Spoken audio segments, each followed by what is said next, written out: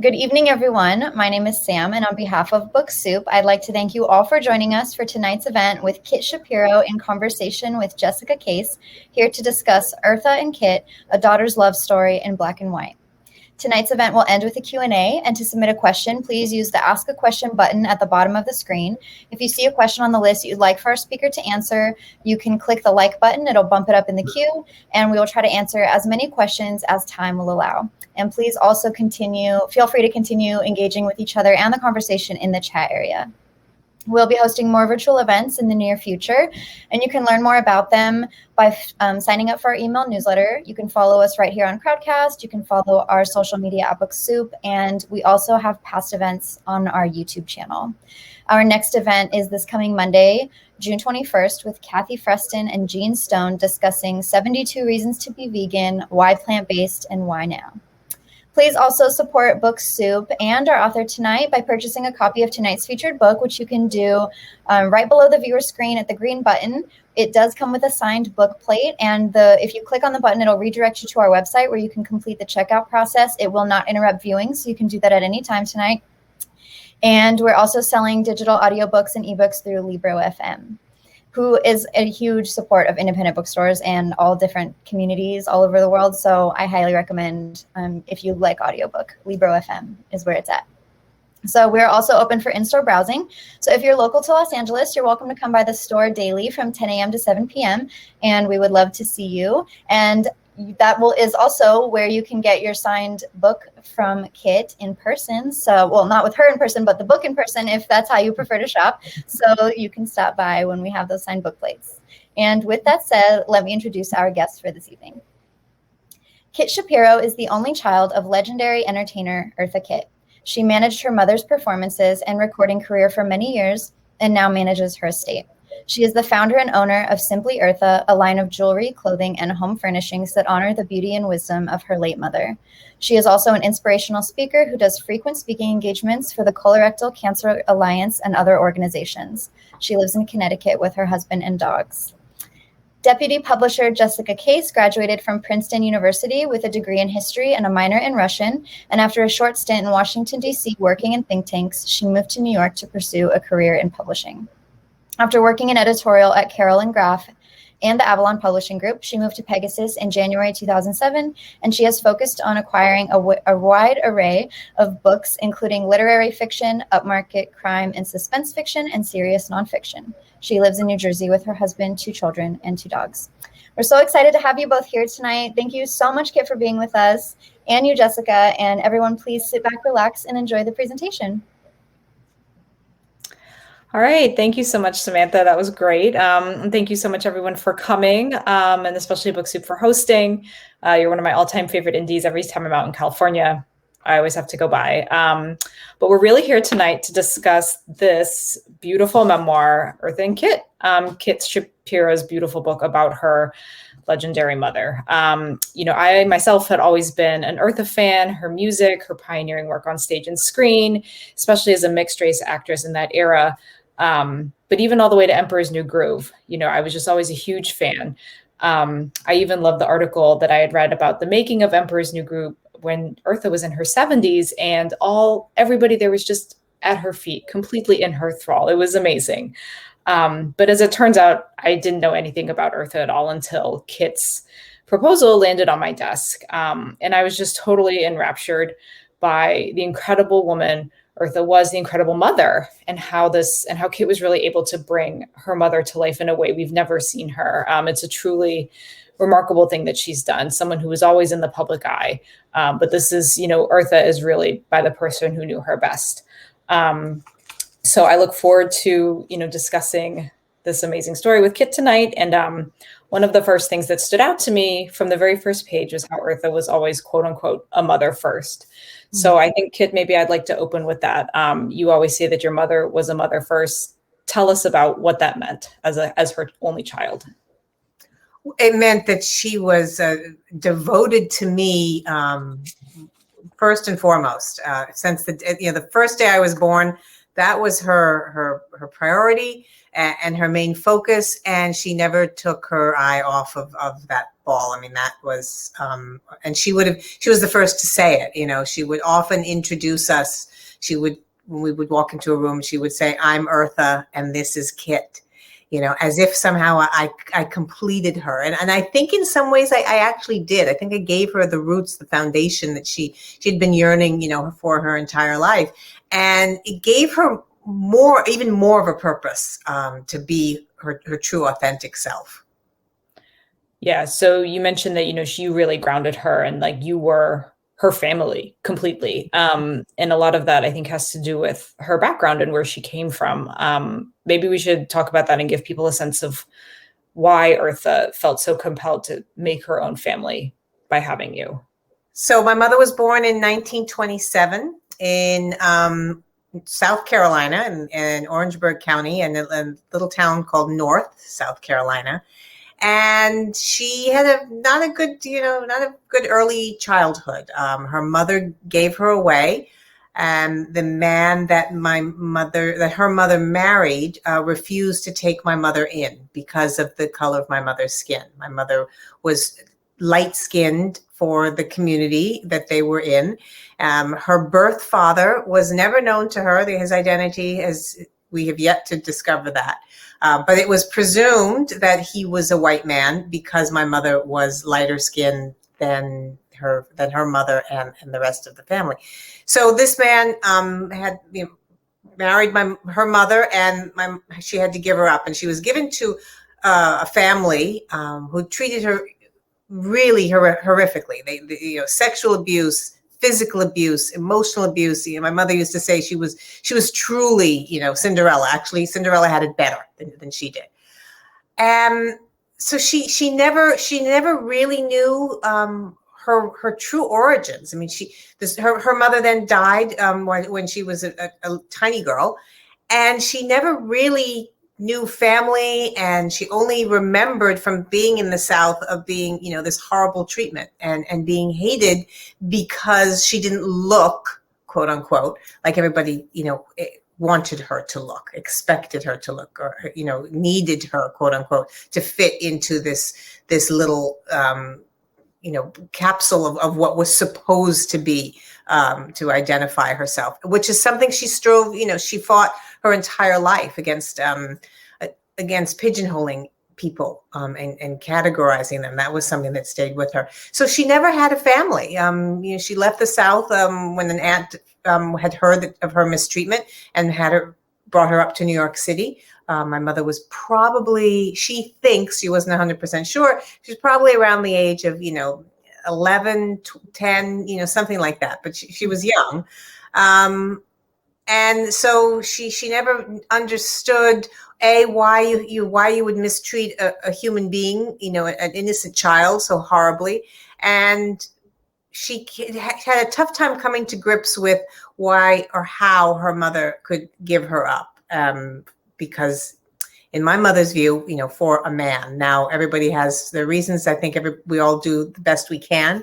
And I think she sort of juggled that understanding of that, we do what we have to do to survive, and what we think is best for our kids. And probably in that moment, that's what was the best outcome maybe for my mother. But it was something that she had a hard time with. So I think by the time I came along, she gave birth to me. I mean, she literally gave birth to this person who gave her this foundation.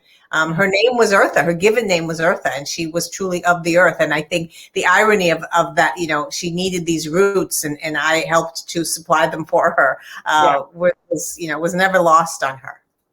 Yeah, no, it's amazing. And she was such a devoted mother, despite never having really had a mother herself. Right. So a good portion of the book, you talk about all of the fun things that she would do. And she was so creative and just kind of natural at it. I remember one of the lines is everything she did was by instinct, especially since she couldn't think about what her mother did for her. Right. So tell us some of the things that she would do that, your routines, especially when you guys were on the road all the time. Right. You were traveling with her since you were, before you could even walk. Right, absolutely. The second my mother would tell me this, the moment the doctor gave, the okay for me to travel as an infant, then, that was it. I was traveling with her. She felt that it was really important for me, especially for her, to have me near her and for me to be near her. She wanted to parent and be a hands-on parent. And she had a career, luckily, that allowed her to take me, with her wherever she traveled in the world. Mm-hmm. And, that was a blessing. And so, yeah, I was with her always. Certainly, as a young child, I was always by her side. Mm-hmm. And she had a routine because she instinctively, as you mentioned, because she didn't have any role models for parenting, but she instinctively parented and just understood somehow that, the need for routine and the need for consistency when it comes to for a child is so important. Another reason why the importance of my being with her all the time. So, some fun things that she would do at night, bedtime. She always put me to bed. Luckily, she had, a night job. And so I would usually go to sleep before she went onto the stage. And so she would be always the one to put me to sleep. And she would make, exercises of going of the process of bedtime, and it would be games where as I got older, where we would play, where I'd have to name things around the room and try to say them clearly. She wanted me to be able to enunciate, to think fast, to be able to structure sentences quickly without using well. So we would do these tongue twisters, and I would start at one corner of the room, and I'd have to make my way all the way around the room until I got back to the start, and describe everything that I saw, in some type of a sense that made sense. Obviously, I didn't learn very well because I'm not making much sense now. But at the time, I did it really well. Yeah. And she would always everything was a game. Everything was playful, but there was always very deliberate learning. My mother understood that you learn by observation, you learn by experience. And another reason why it was important for me to travel with her, because she felt that seeing the world firsthand was, you could never really understand how other people, their beliefs, their traditions, their way of life. She wanted to make sure that I saw that the world was very rich and that people were very different. And that's what the beauty was of our differences are so beautiful. I was born, in Beverly Hills, California, and that's, not really reality. It's a bubble, obviously, and not a realistic one in many ways.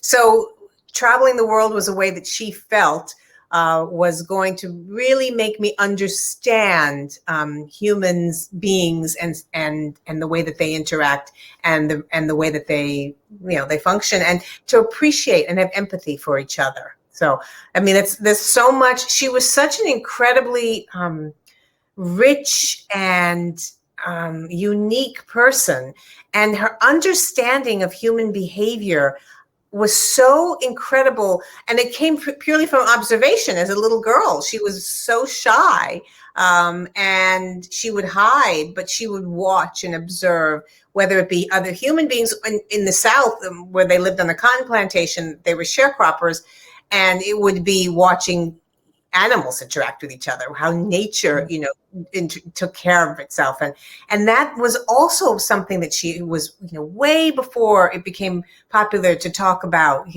all the things we talk about now with taking care of our planet. My mother was teaching me these things and understood this because of how she grew up and how she lived. And, she really had an appreciation for human life, plant life, animal life, in the environment. Her name was so appropriate for who she was. Yeah, Eartha, I mean, you go into every time she moved or bought a house, she always wanted to be near the water. She had a tremendous garden that she would eat from, right? This was before it was trendy, right? To grow your own food. She had chickens. This was, again, well before backyard farming. She was doing all of that clean eating, which is probably why she looked 20 years younger than she really was, And there was an irony to that too, because, my mother died from colon cancer, and, she ate, better than anybody I've ever seen in my life. And she totally only ate, if it didn't come from nature, if it didn't come out of the earth, she didn't want chemicals, she didn't want preservatives, she didn't want, any of that stuff. So the irony that then she died from a disease that it was so preventative and treatable was just unfortunate. But she always felt healthy in so many ways. So in tradition, it was also from a generation that didn't necessarily go to the doctor every time, or even mention to a doctor when you were at a doctor, all the little things that that may be happening. But when you talk about her living and our vegetables and chickens, again, like I just referenced, I grew up in Beverly Hills, California, and we had a vegetable garden, which is now much more popular. You see, we see a lot of vegetable gardens in the magazines and social media, and people talking about it, even if it's on a balcony in somebody's apartment. But, back in the 1960s, this was certainly not something you saw in Beverly Hills, California. Mm-hmm. And you certainly didn't see a celebrity like my mother out there in the garden with her hands literally in the dirt, picking the vegetables. And understanding their value, understanding the richness of the colors, and teaching. This was all part and parcel of what I observed and what she would, teach me as we were both sitting in the garden, even if I wasn't necessarily helping. I was probably just, playing and digging a hole and making a mess. But that was part of the lessons too. And I talk about in the book, one of the lessons that I think is so powerful. There were, obviously there's snails and there's slugs, there's bugs in nature. And, there were these little slugs, and slugs are not attractive. No offense to the slug community, but they're not really they're slugs. Good-looking creatures. And so as a little girl, I would say to her, Mommy, this is yuck. You got to kill it. You got to, get rid of it. Let's get rid of it. And, she would look at me and she'd say, you don't have to like it. You don't have to be friends with it. You don't have to, have it come into your, to be part of your family, but you have no right to eliminate it from this planet. It has a purpose on this planet. It has a right to be here just like you do. And just because you don't like the way it looks doesn't give you the right to take it out, to get rid of it. And I think about that if you're, 3 years old, 4 years old, 2 years old, whatever, these incredibly impressionable moments. And these are the lessons that you're being taught by your mother, without really teaching. They're just how she spoke and what we would, what she would say as in response to me. And I realized that, wow, those are like, what does that symbolize? They talk about, acceptance of everything, everybody, regardless of the package that they come in. And I think that was so important to her for me to understand, to accept that, to be able to treat everything, everybody, with respect and honor. Mm-hmm. And I think that was something she fought against in her way her entire life. One of the kind of pivotal scenes that you were a part of was when she went to perform in South Africa. And this was still during the days of apartheid. And I think you had been raised in this environment with your mother where everyone was equal, right? This was just anathema. And right. Then, of course, you're in a country where that's not the case. And so let's maybe talk about that scene in the book with the amusement park and how your mother handled that and just totally transcended all the ugliness that existed at that time. It's so interesting because, I grew up in Beverly Hills, and Beverly Hills is a bubble.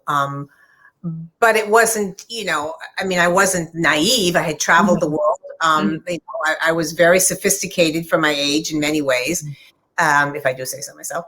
And my mother decided to go to South Africa to perform during apartheid because she felt that entertainers had the ability to affect change differently than a politician may be able to, because they weren't bound by the political righteousness that that a politician needed, the rules the politician needed to follow. So my mother felt that she could actually do something. She could actually have an impact, which is, I think, how she lived her life in general.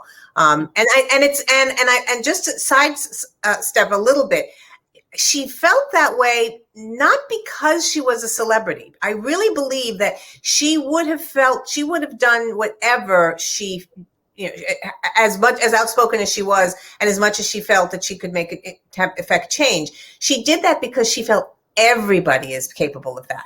It has to do, yes, as a celebrity, you have a bigger soapbox and a larger platform and you reach more voices. But, as an individual, if you affect one person and there's a ripple effect, which we can talk about that story in a few minutes, about the ripple effects, because she truly knew that, really, it's really not about changing the world as much as it is changing, the one person or changing one, moment, because it does affect long term.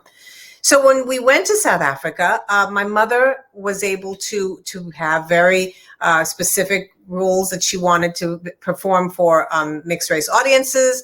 She wanted to go there and to do fundraising and raise money for African children for their schools. And so she decided it was more important for her to go there than to boycott, which other celebrities at the time were felt very strongly that they felt they needed to do. Mm-hmm.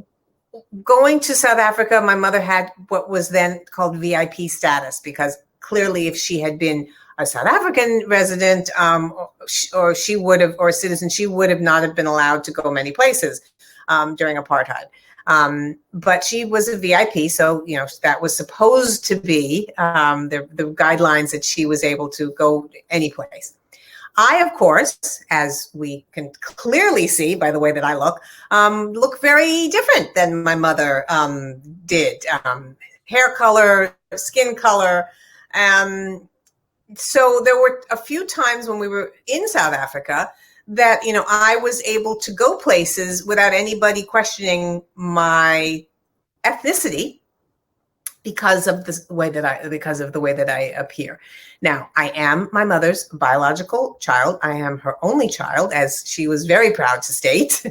And genetics are a funny thing. It is what it is. What can I tell you? And you look like her. I mean, like, you look like I remember when I first met you, I was like, your face is like her face. My face is like her face, and a lot of people don't want to see that because all they see is color, or when they look at a person. But by the time I had been, I was born, my mother was already very famous, so I had never really experienced her treatment, being treated differently than anybody else. Plus, we lived in Los Angeles, California, which was, she was a celebrity along with many other celebrities. It was a little bit different in where we were, as far as that people recognizing her. And as I like to say, people are more impressed by celebrity status than they are worried about prejudice in the moment when a celebrity walks in the room. So my experience in South Africa was was the first time I really saw my mother treated differently than I had been treated. And it was eye-opening. And there was a moment that happened where I had been going to this amusement park.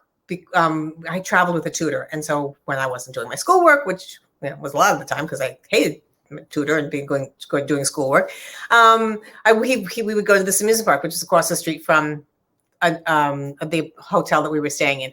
So I wanted my mother to go with me. I mean, it was fun, and she was working a lot and doing a lot of press, So every day I would say to her, you've got to come with me to this amusement park. It's so much fun. I mean, I didn't get to go to amusement parks back in the States. We couldn't go to Disneyland, and my mother was too famous for that. That wouldn't have worked out well. It would have been the Eartha Kitt show. So you didn't do those things so much when your parent is famous. So the one day that my mother was able to go with me, that she carved out the time and she said, okay, let's go to the amusement park. We went. I was so excited. We get on the bumper cars. And it's not an easy thing when your parents are a celebrity, and when you do something quote unquote really normal, it's like really fun. Yeah. So we get on the bumper cars and they start going, and then they come to a complete stop. And a man comes over who works there, and he walks up to my mother and he said, excuse me, ma'am, are you European? And she said, no, I'm American. He said, no, I don't mean that. I mean, are you colored? And she looked at her skin and, she said, well, I guess if you consider this colored, then yeah, I'm colored. And he says, well, I'm so very sorry. This is a whites only park, and you're going to have to leave. So my mother picked herself up and without saying anything and got out of the bumper car, took me by the hand, and we went to leave the amusement park. And I am screaming and crying at her and saying, tell him who you are. Tell him he doesn't understand. Like, tell him you can be here. Your VIP status. You've got to say something. Don't just leave. This isn't right. And I was very upset. And she looked at me and she said, don't panic. God may not be there when you want him, but he's always on time. And we left. And, I think back to that moment and I think about the incredible, the feeling, of what my mother was experiencing, and how holding her tongue in that moment, because I'm not sure what she thought could happen, what she was hoping would transpire, but the incredible amount of strength. A few days later, she was doing a photo shoot, and the photographer said, I would love to get that amusement park in the background. Can you just stand over on the balcony? And she said, oh, it's so funny. I was thrown out of that amusement park the other day. Well, of course, that was, this big, what? You were thrown out of the amusement park? Well, how did that happen? Big brouhaha. The owner of the amusement park found out about it. He was embarrassed.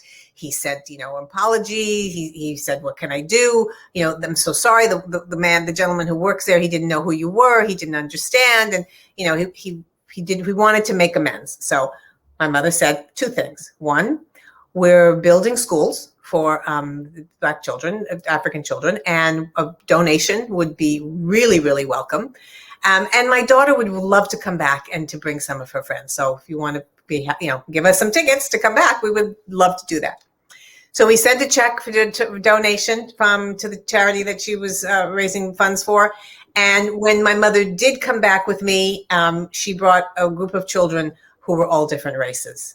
And there's a picture that we have in the book where we show myself, my mother, and these other children.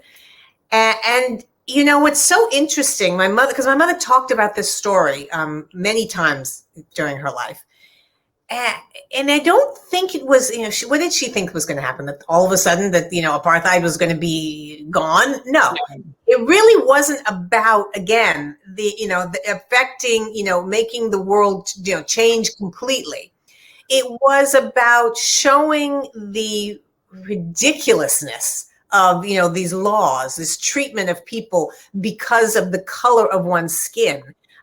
What to her was preposterous. It just made no sense. And it was so, it was so wrong. It's so how humans shouldn't behave, quote unquote, that, she always wanted to try to show how silly it was. And silly is a terrible word to use because it's beyond that. But the impact that she had by not making a scene in the moment, because if she had made a scene, it probably would have, the gentleman probably would have then gone and found out, and we would have been able to stay, and that would have been it, right? So it would have been an embarrassing little moment, and it would have been over. But what my mother was able to do by holding her tongue and understanding that everything happens for a reason, and there's opportunity even in moments of discomfort, that was pretty impressive. That that she knew that somehow this was going to be bigger. She could make this bigger and use it. And my mother was very deliberate like that. She understood, like I said earlier, she just had an instinct on so many different levels. Yeah, no, and she was not afraid, certainly. Even another, I think, famous moment is when she, spoke out against Vietnam. I think by this time she was a mother, and so she was very attuned to these boys who were getting. But I just want to say one thing, because I don't think that she wasn't afraid. Okay. I don't think that she was fearless. I think that, and many times she was terrified. Mm-hmm. I think that there were moments in life that, really scared the crap out of her. But I think that she had a true belief that she was a survivor, and that she had a true belief that somehow it all works out. And she knew that she always had to be true to who she was. And so if you asked her a question, and now we're referencing the moment in the White House when she was asked, when she was invited by Lady Bird Johnson to attend this luncheon, and there was a question of the day, and my mother's opinion was, everyone's opinion was asked, and my mother raised her hand and she gave it. So my mother felt that if you asked a question about her, it's like if you say to somebody, "How are you?" and then they're expecting to hear is, "No, I'm fine." They don't really want to hear what you have to say, or how you really are. So my mother didn't understand that. If you asked a question, if you wanted to, if you asked her a question, then you obviously wanted to know what she had to say. And then if you didn't, you shouldn't have asked that question to begin with. Right. So when at the White House, I mean, here she was, in this building that represents, what we're supposed to stand for in this country, this freedom of speech, and so she told the first lady that she felt that the question was, why is there so much juvenile delinquency in the streets of America today? And my mother felt, after listening to, as you were about to reference, many of the young men who were being drafted, who'd come back from Vietnam, who didn't want to go to Vietnam. Many of them didn't feel it was a war that we should be involved in, and they didn't want to be a part of a war that they felt that they wished to be a part of. Now, I'm not taking sides, right, wrong, whatever. That everybody, was their beliefs. But my mother was expressing her belief and the feelings of people that she had spoken to in different communities. And it had obviously a huge backlash on her. It basically put her out of work in the United States. The Johnson administration, President Johnson, clearly, obviously, didn't like that she spoke up and that she said what she said. And it was he sent the FBI to investigate my mother. And then when they came back with nothing, he wanted to make sure, he thought she said she's got to be a communist, she's got to be anti-American, she's got to be this. And when they came back with nothing, then he said to the CIA, you come back with anything on that woman, I don't care what it is. And when Watergate broke, Seymour Hersh from the New York Times called my mother on the phone, and he said to her, there's a CIA dossier here on you. And it's, however many pages, and it's, it was filled with nothing. It was filled with taxpayer money, chasing, shadows, chasing nothing. Yeah. But all of the engagements that she had she'd had for many years, her Vegas, her shows, her performances at different places, her appearances on television, all dried up because, as it was discovered, President Johnson had, sent word that he didn't want to see that woman anywhere, in this country. Yeah. And so, it comes at being true to yourself, sometimes comes with a very, very heavy price. But I don't think I know she wouldn't have done it any differently, because she couldn't have. She wouldn't have been able to live with herself if she wasn't honest. Her truth, Doesn't make it, it doesn't make it your truth or that person's truth, but it was her truth. And that's, she felt, is how human beings, should always live, is true to themselves. Mm-hmm. Yeah. And so she went, when the administration was essentially sabotaging her, she went and performed abroad for many years. And one of the things I was surprised to learn is, she was fluent in several languages, could sing, and even more. So she kind of carved a whole new career for herself abroad during this kind of campaign of hostility. And well, I think that we're talking about a woman whose understanding of nature and human nature was so deep that when she would travel, prior to this, any time that she would have traveled, she felt, as I mentioned, it was really important to learn about the community and the area and the people who lived where you were visiting. And so to her, as a performer, she felt it was really important to connect with them. And so she would learn the language if possible. If she couldn't learn the language, easily, then she certainly would learn phrases, and would definitely learn some type of a song. There were many times, in the Philippines and in Japan and in Turkey, she would learn folk songs, and then she would sing them, in her performances. And and this was, in many countries, especially a country like Turkey, Americans didn't do that. There was such a foreign language. My mother had the ability to speak and adapt. Adapt, right. Yeah. to different linguistics of the world. Mm-hmm.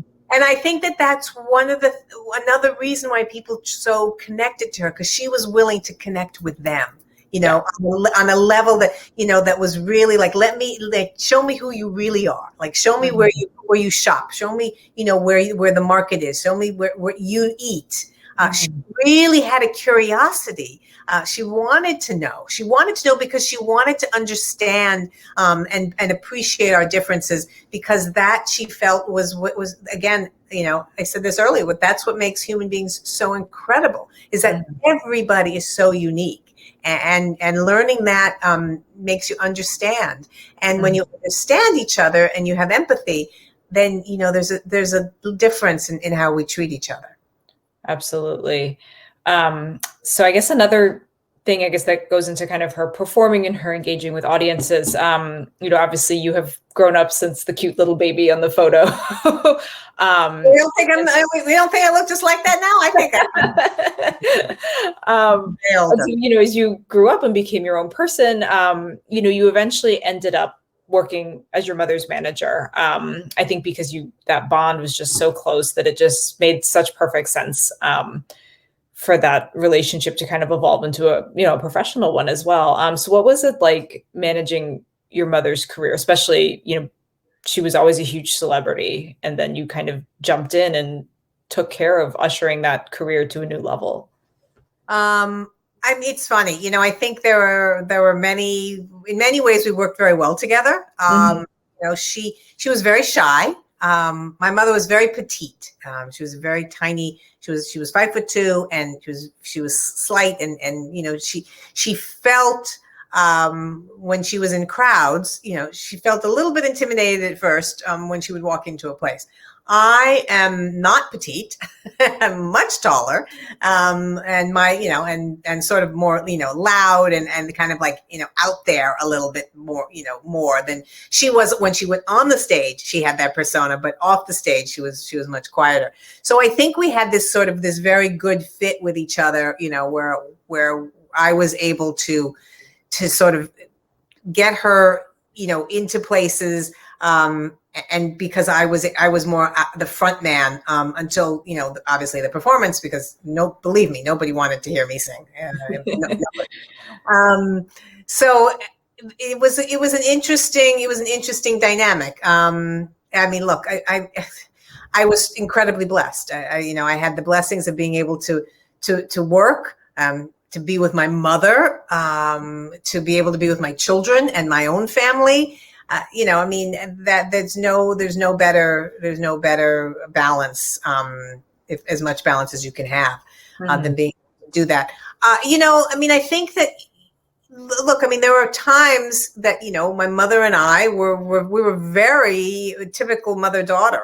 There were some, a lot of moments where, it just wasn't, she wasn't, what I don't do that. And she would, and vice versa. So I don't want people to think that, it was nirvana and it was paradise all the time. It absolutely wasn't. I was a typical teenager and I was a typical, 20 something. And I, there were many times when I was, didn't want to have a famous parent. And, I certainly, please don't sing and don't embarrass me in front of my friends. And, it was, there was a lot of like typical mother-daughter stuff. But I think that, we were lucky that it definitely worked. One of the reasons I think it worked is because she, was completely devoted to being, my mother. Mm-hmm. She was very strict. I remember you were always, you mentioned that, kind of right off the bat, like, she adored me. I was her whole world. But, she insisted on good manners, punctuality, Absolutely. Good manners, good behavior. It's interesting because a lot of my friends would say, I was always scared of your mother. She was scary. And it's funny, I guess, she was in some ways, mostly because she was very quiet. Silence is very powerful. She was a very deliberate person in the way that she spoke, in the actions that she took, in her mannerisms. And a lot of it is, I think, because she was so shy, she often sort of, stayed like, back a little bit until she sort of like got the lay of the room and the moment that made her, and she was a little bit more comfortable in the situation. But she absolutely believed in proper manners and proper behavior, and definitely that, young people should treat their elders with respect. My mother at the age of 70, would meet somebody, a senior to her, and would call them, Mr., Mrs., whatever, until they gave her permission to call them by their first name. She was very much, about proper manners. And to her, speech and mannerisms and behavior accounted for how the world treats you in return. So there was a reason. It wasn't just about, you have to behave, you have to be, because I'm the important one. It was not about that. It was really about this respect that other people give you when you act respectfully. And speech was a lot of what was important in that respect, in that manner too. So these were, all ways that I was brought up. She never hit me. I never had, any type of punishment that was, physical. I didn't need it. All you needed from her was one look. That's all it took. And, I was shaking. I don't know what I was afraid of. I don't know what I thought was going to happen to me. But, when that, she would call me Kittsville. Kittsville. And it was just, that's it. It was like, uh-oh. What's coming next? I don't know what's coming next. These are all, you start to really look at that in this big, big picture, and you realize the incredible depth and richness of this person that I was blessed to have had for a mother.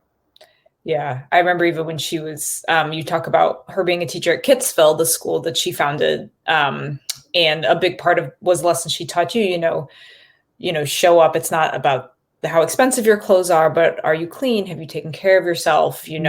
Speech, manners, being punctual, all of those things, she brought forth in her school, in addition to the arts and the dance that she was, bringing. So she remembered, my mother remembered very much when, she said when she was a young girl in the South, she had one piece of clothing, basically.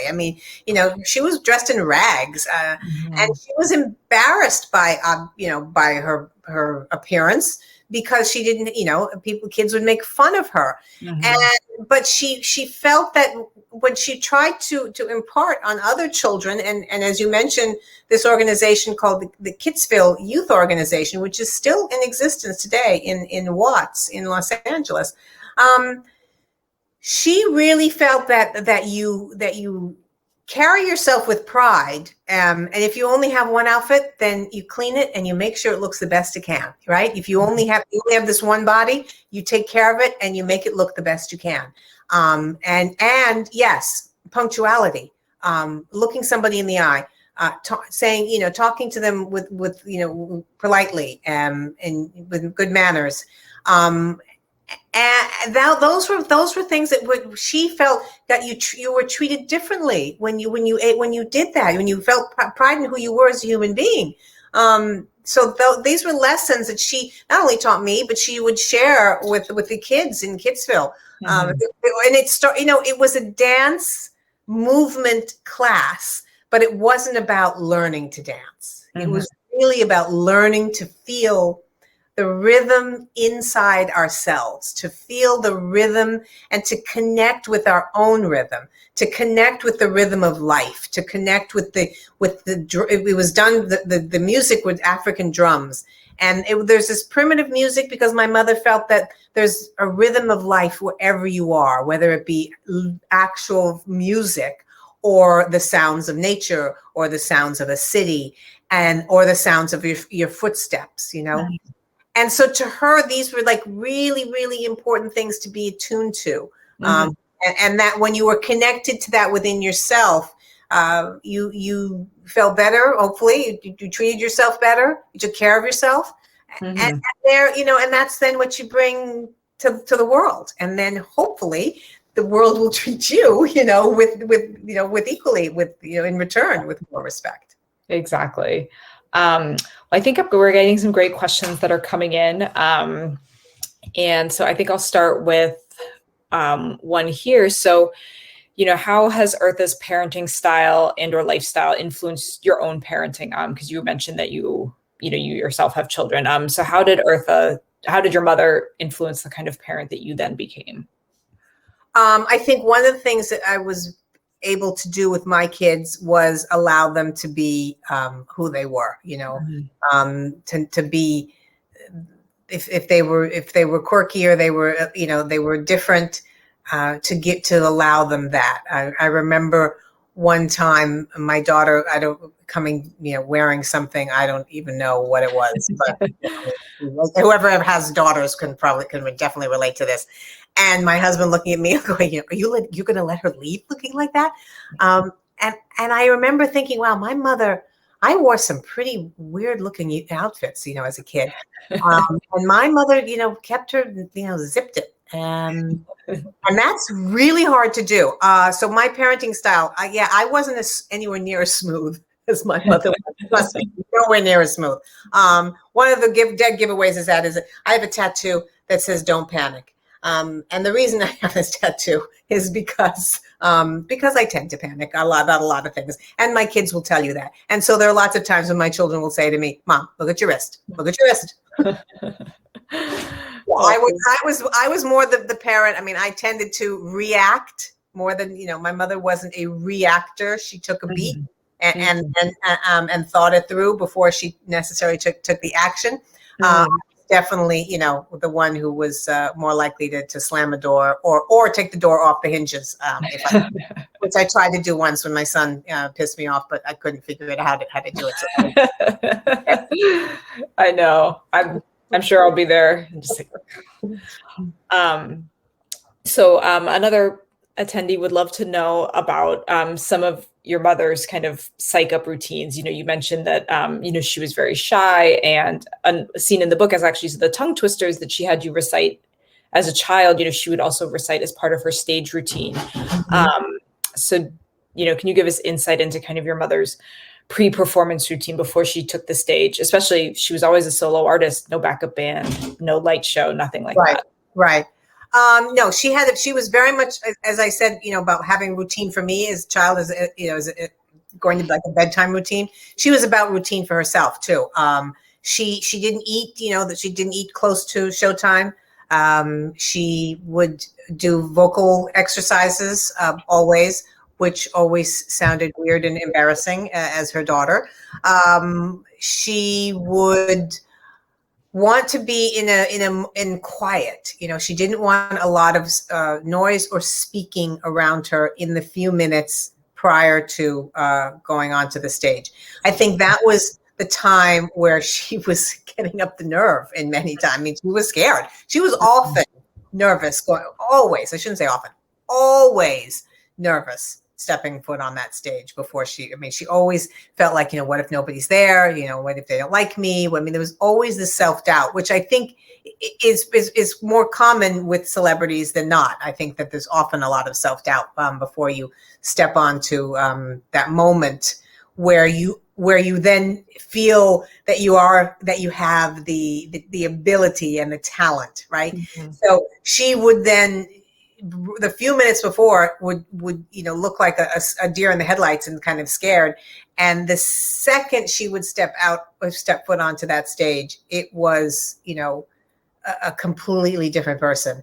And, this petite little frail thing that you would see backstage, became this bigger than life persona. And many times, people would meet her and they would be like, I can't believe how tiny you are. They would think, they thought she was always so much taller than she was, because she stood with this elegance and this strength, this inner strength, that she would stand there and she would hold people's, a vision. She would hold them in her eyesight, and again, silence. She used silence in many times to give herself strength, because, as I said, silence is so empowering.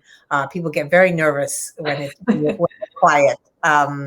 Children, your children and your audience alike. So she was very much about needing to sort of psych herself up just to get out there. And then once she's on the stage, it was easy. Mm-hmm. Yeah.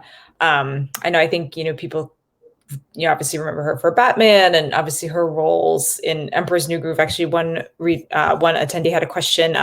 Do you know how Eartha was approached to originally play Yzma in Emperor's New Groove? She was her favorite character in the movie. Always died laughing. So I think it highlighted your mother's comedy touch. Yeah, this is a great story, because the way my mother got the role of Yzma in Emperor's New Groove was, there was a time in New York City where the taxi cabs had messages. You would get in a taxi cab and there would be a celebrity, as a PSA, where a celebrity would say, this is so-and-so, I care about who you are. Whatever it was, they would say, please buckle your belt. It was all about the safety belt, practicing safety belts in the back seat of a taxi.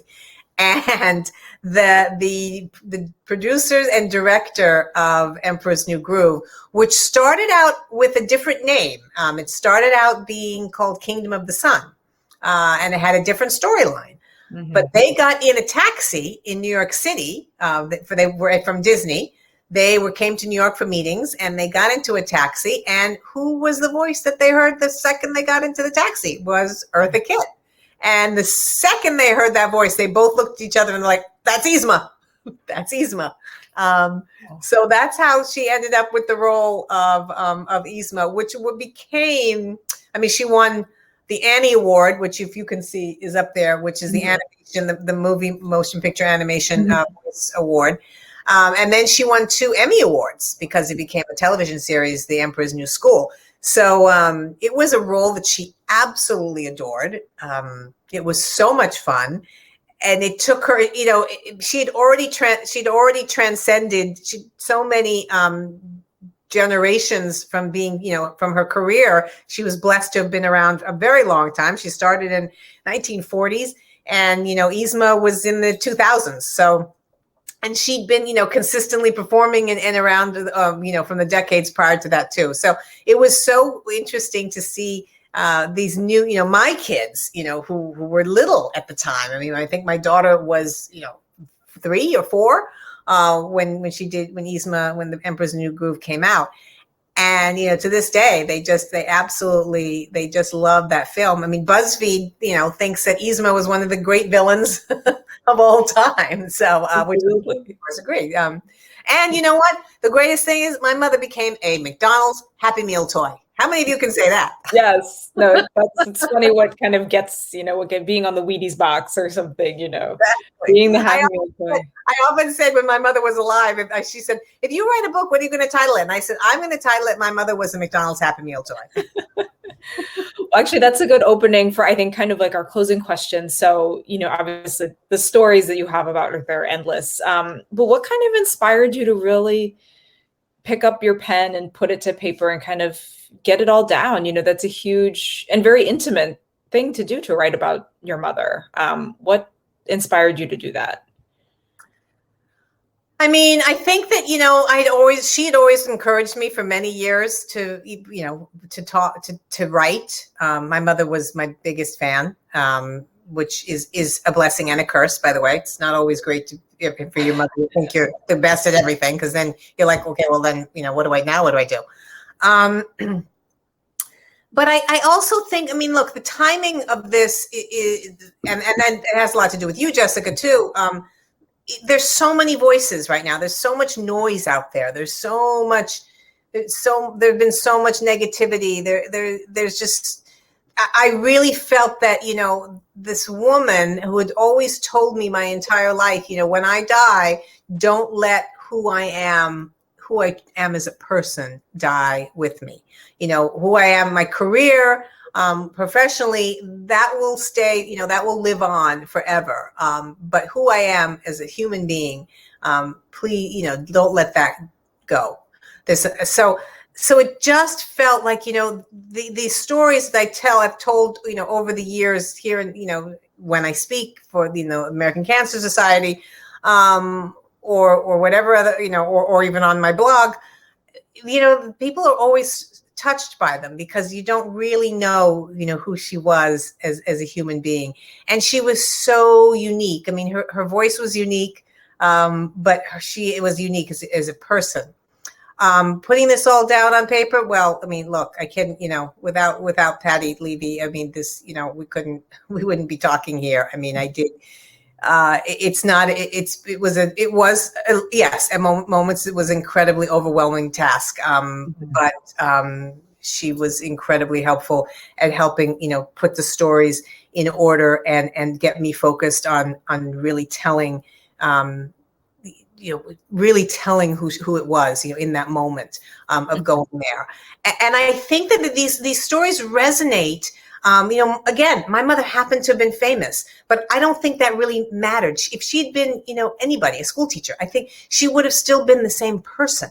She would have just maybe, had a smaller impact, right, on a smaller platform. But it she still would have made a difference in this world. And I think that, when we titled this book "A Love Story," because it truly is a love story. That's what she deserves, and that's who she was. She was a loving, caring human being, and she wanted the other human beings to be equally as loving and caring of each other and respectful of each other. And I just think that these stories, people can relate to them because you either were blessed enough to have had a relationship like I had with my mother, you yearned to have a relationship like I had with my mother, you might have had a relationship like this with somebody else that wasn't a parent, a figure. But how, it's really about how we are as people, and the importance of being unique and loving ourselves and each other for those unique qualities.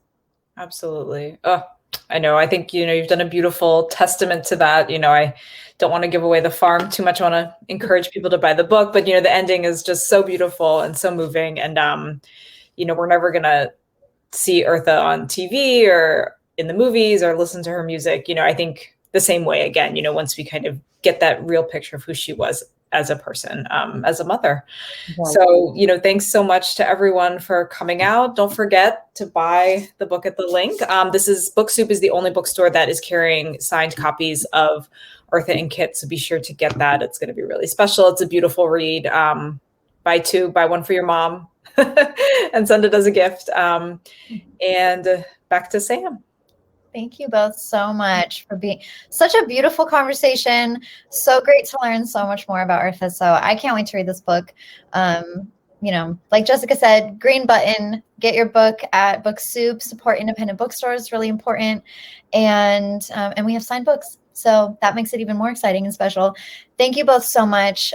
Kitt, it was such an honor to meet you and have you with us tonight. So thank you for taking my the honor time. to be here. I appreciate that. Thank you. Thank you. Thank you. And thank you to everyone who joined us tonight. And this will be rewatchable here. So feel free to pass it along and share it with any friends that you think would enjoy it. And everyone have a wonderful rest of your night. Thank you.